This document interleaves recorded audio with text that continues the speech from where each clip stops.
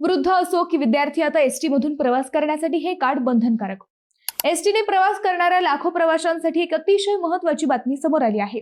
तुम्ही विद्यार्थी असाल, ज्येष्ठ नागरिक असाल, महिला, दिव्यांग, पत्रकार किंवा इतर कोणत्याही सवलत योजनेचा लाभ घेणारे प्रवासी असाल तर आता एसटी मध्ये सवलतीचा प्रवास करण्यासाठी एक कार्ड बंधनकारक होणार आहे.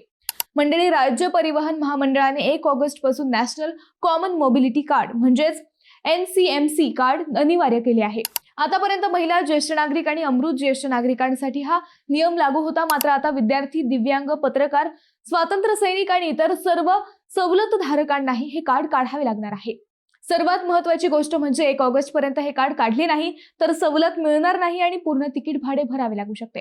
एसटी महामंडळाने हा निर्णय का घेतला तर अनेक प्रवासी बनावट ओळखपत्रांचा वापर करून सवलतींचा गैरफायदा घेत असल्याच्या तक्रारी वाढल्या होत्या. तसेच संपूर्ण व्यवस्था डिजिटल आणि पारदर्शक करण्यासाठी हा निर्णय घेण्यात आलाय. हे कार्ड मिळवण्यासाठी जवळच्या एसटी डेपोमध्ये किंवा अधिकृत केंद्रांवर जाऊन नोंदणी करावी लागणार आहे.